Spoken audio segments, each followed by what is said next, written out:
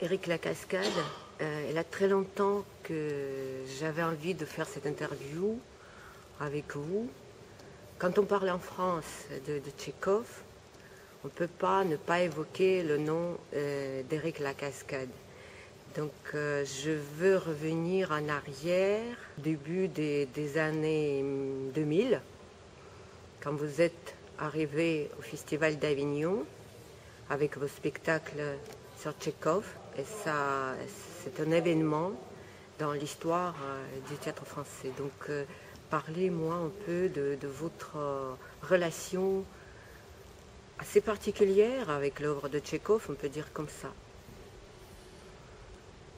Oui, c'est particulier, c'est la découverte d'un auteur quand on est assez jeune dans le théâtre et comme une relation d'évidence se passe avec cet auteur, avec la langue, comme une relation d'amitié ou d'amour. Et après, c'est difficile de s'en séparer. Donc c'est un cheminement dans ma vie, c'est un cheminement dans le théâtre, c'est un cheminement à travers mon histoire et un cheminement à travers les œuvres de Tchekhov qui m'ont accompagné au fur et à mesure des épreuves de la vie. Après, vous dire pourquoi l'amitié, pourquoi le désir, pourquoi l'amour, il y a plein de raisons qui sont autant des raisons d'identification à ce qui est raconté dans les histoires de Tchekhov ou bien de séduction par rapport à ce qui est écrit ou bien de relations aussi de travail par rapport aux acteurs. Je trouve que c'est très fort et puissant pour les acteurs, les œuvres de Tchekhov, ou bien les thématiques qui sont abordées. Les raisons sont multiples et elles sont tout aussi intéressantes les unes que les autres. C'est le hasard de la vie aussi, qui fait qu'un jour je lis Tchekhov et je suis pris comme ça d'une profonde émotion et je me dis, il faut que je monte Ivanov.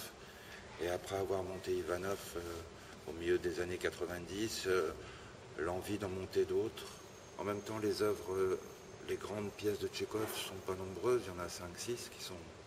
Les autres sont pièces en un acte. Donc on ne peut pas passer sa vie à ne monter que Tchekhov. Encore qu'on pourrait monter une seule pièce toute sa vie, non? C'est possible.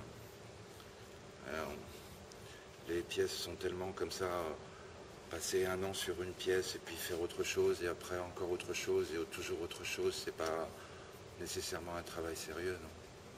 Ça vaudrait le coup de passer 3, 4, 5 ans sur une pièce. D'autant plus que nous, en France, les pièces sont jouées, il n'y a pas de troupe de répertoire, alors une fois que les pièces sont jouées, on passe à une suivante. La durée de la vie d'une pièce dure à peu près 1 an et demi, une fois qu'on l'a montée, pas plus, s'il y a le succès. Sinon, c'est parti. Platonov, quand j'ai monté Platonov, il a duré, oui, 1 an en tournée, pas plus. Et après, on demande de faire autre travail, et toujours autre travail, et toujours autre travail.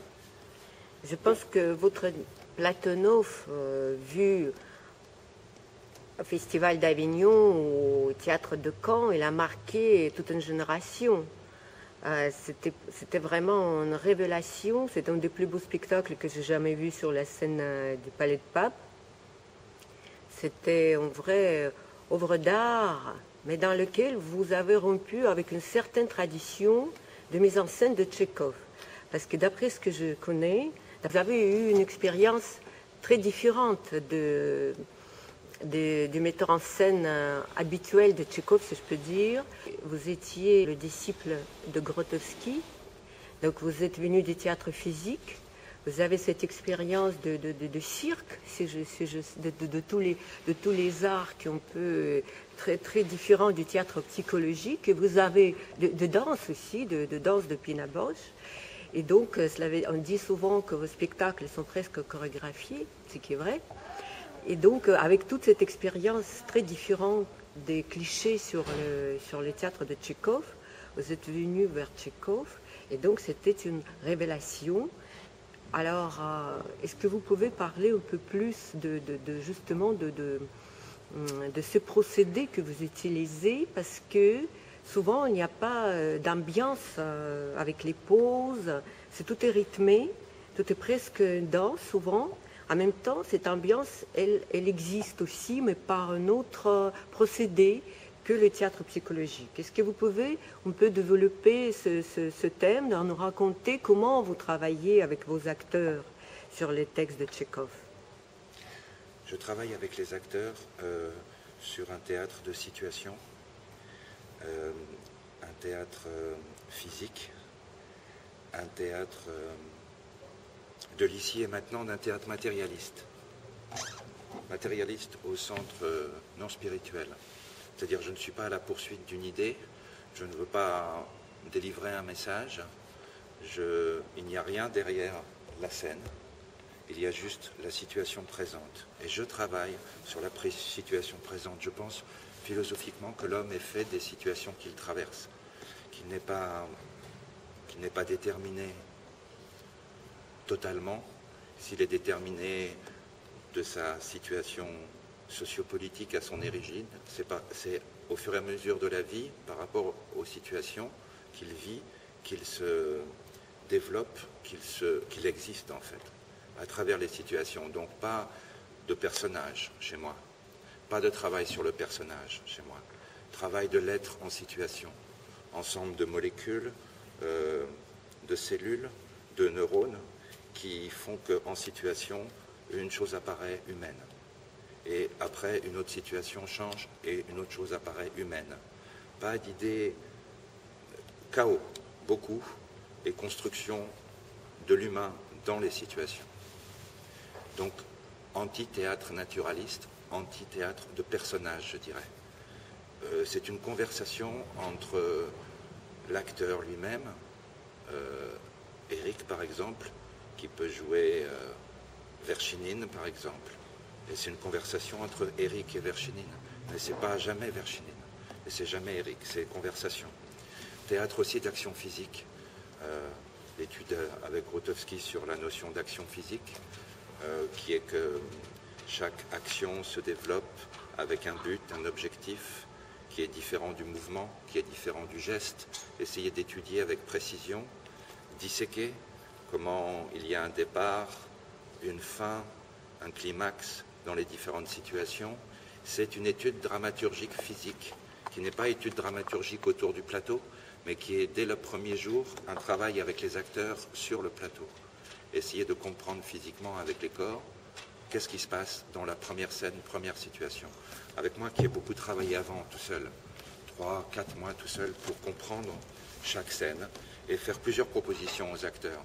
Acteurs qui travaillent aussi tous les rôles, c'est-à-dire le garçon qui joue Vania, il a aussi étudié Astrophe, et il a improvisé sur Astrophe, et le garçon qui joue Astrophe a aussi improvisé sur Vania.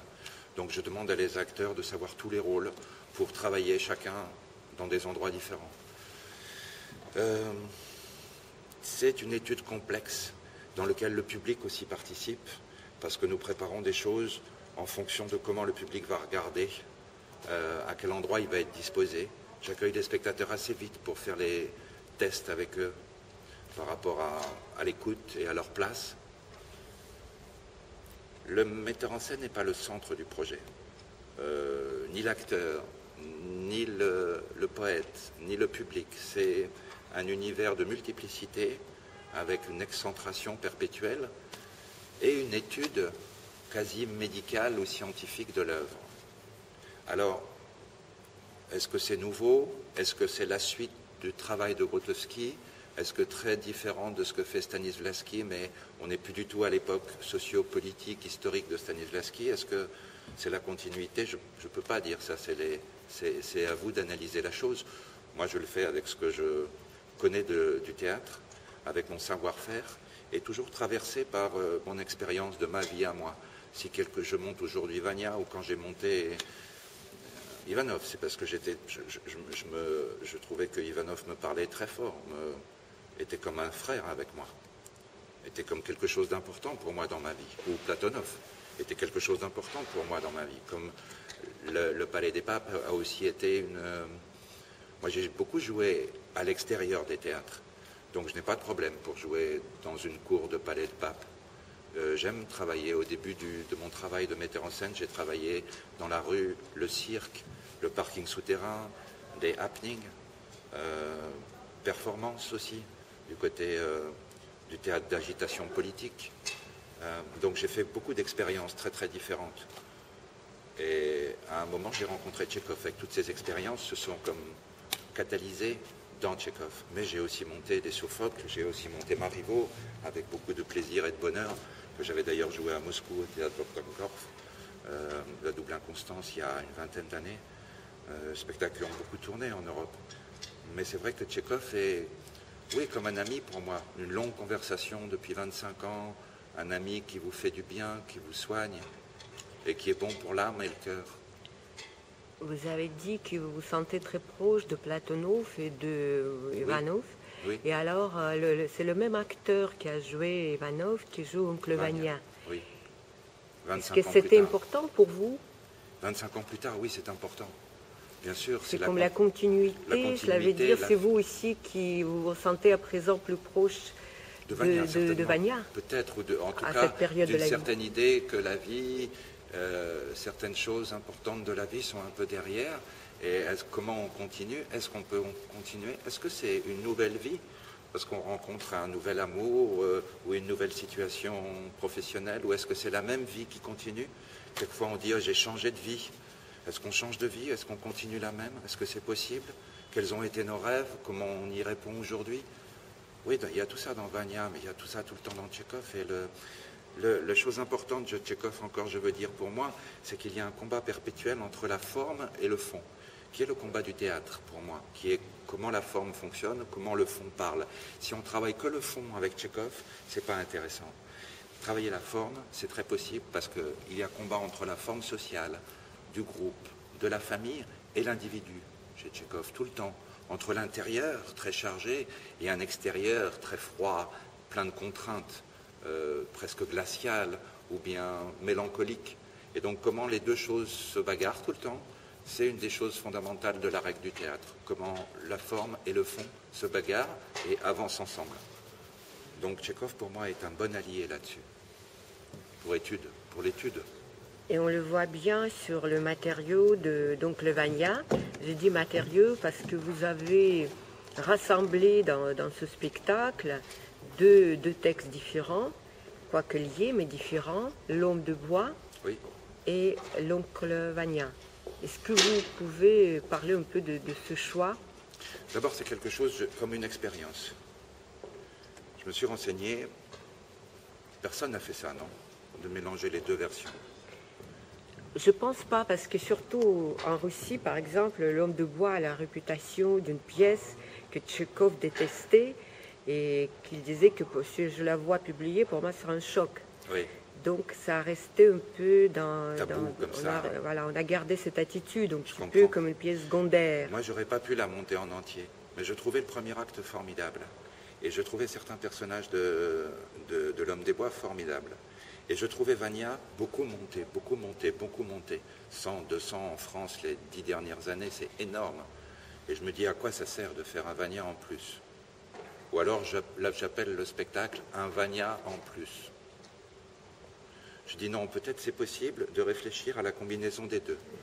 Alors on va prendre une partie des personnages de L'Homme des bois, pas tous, et ceux de L'Homme des bois qui sont dans Vania, et on va faire avec ces gens-là comme un paysage global, élargi, d'une famille élargie, dans lequel vont pouvoir s'inscrire, comme dans ce décor qui serait paysage Homme des bois, et dedans s'inscrivent les personnages de Vania qu'on va aller chercher comme un focus dans le paysage de L'Homme des bois. Et alors, avec un premier acte qui est comme un espèce de training pour accueillir le public avec la salle qui est tout éclairée, où il y a la grande fête du premier acte de L'Homme des bois, pour que le public tout doucement rentre avec les acteurs dans l'histoire de Oncle Vania.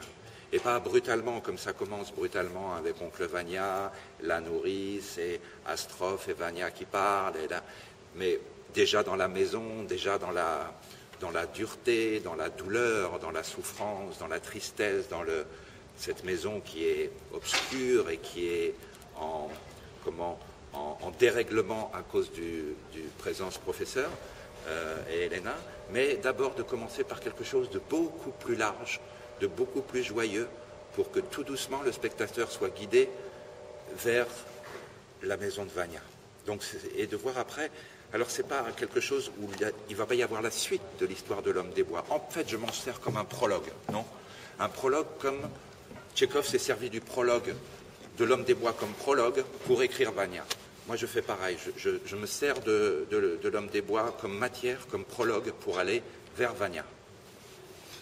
Et dans ce prologue, il a une Sonia très inattendue. D'ailleurs, je trouve que votre Sonia, elle est différente de l'image qu'on a de ce personnage, parce que c'est pas du tout une jeune fille perdue, moche, qui vraiment vit un peu comme une vieille fille, malgré le fait qu'elle a que 20 ans. Non, elle est joyeuse, elle sait danser, elle chante, elle fait des blagues, elle est tout à fait, même vous avez introduit le thème de l'homme de bois en tant qu'on la demande en mariage.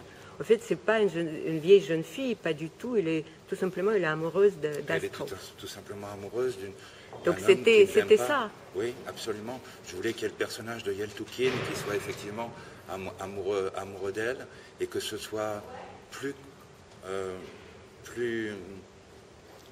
joyeux en même temps. Je pense que l'atmosphère de joie dont vous parlez est très juste, c'est-à-dire que d'un côté il y a la joie de vivre et de l'autre côté il y a la solitude, la tristesse, la douleur, la violence. Voilà. Je trouve peut-être que Oncle Vania, je le mets dans un univers de joie pour faire ressortir la tristesse et la douleur à l'intérieur. Exactement ça.